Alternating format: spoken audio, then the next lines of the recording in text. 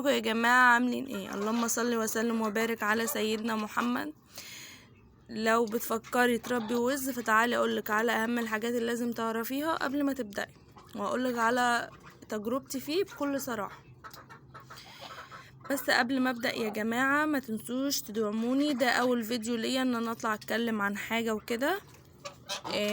انا بعمل فيديوهات شورت صغيرة، يعني اول فيديو ليا ان انا اطلع اتكلم واحكي عن حاجة وكده، فياريت تدعموني يا جماعة حتى لو بلايك. اول حاجة لازم تعرفيها ان الوز ده من الطيور اللي بتعيش وقت طويل جدا، بسم الله ما شاء الله. يعني احنا جايبين الذكر الاسود اللي ورا ده والنتاية اللي قدامه واللي جنبه دول بقالهم 3 سنين، ودي الخلفة بتاعتهم.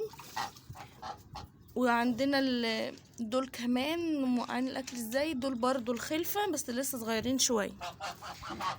اهم حاجة لازم تعرفيها ان المكان لازم يكون واسع، مكان واسع يا جماعة، في تهوية. كل ما المكان يبقى واسع كل ما بيهموا معاكي، والله العظيم بيهموا بطريقة، بيهم معاكي في المكان الواسع. ما تحطوش في مكان ضيق والكاتمة وما فيهوش تهوية، لازم يكون مكانه حلو وداخله شمس. وبالنسبة للمية، هما بيحبوا المية جدا، بيحبوا يبلوا نفسهم ماشي. وبالنسبة بقى للأكل يا جماعة بياكلوا أي حاجة، أنا حاطه لهم ذرة اهو، هما منهم بس يعني شوية يخافوا شوية يعملوا هيجي ياكلوه. بياكلوا ذرة، بياكلوا عيش، بياكلوا بواقي أكل، بياكلوا أي حاجة تحطيها ياكلوها، مش هيقولوا لأ يعني. وأهم حاجة بيحبوا البرسيم والحاجات الخضرة دي.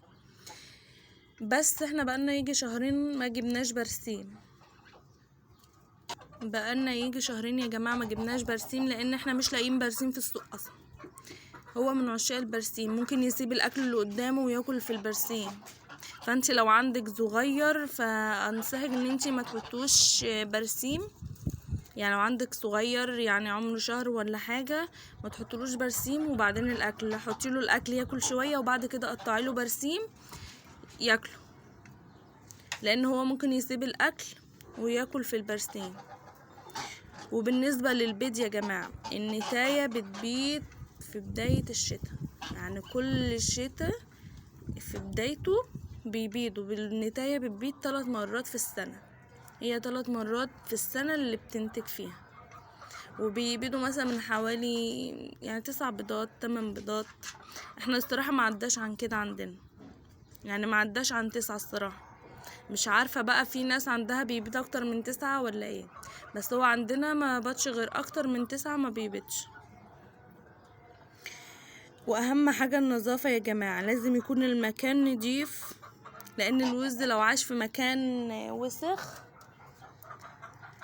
هيجيله مرض في رجله على صدره. فلازم يكون المكان نضيف يا جماعة، وهو ما بيجاكيش كده على الفاضي. لازم مثلا لو شاف حد غريب، لو شاف حاجة بيعمل صوت جامد جدا، يعني حد غريب طلعله بيعمل صوت جامد جدا. بس لو عايز تعرف اكتر عن تربية الوز تابعيني عشان هنزل فيديوهات عن كل حاجة بالتفصيل من اول البيت لحد ما يكبر.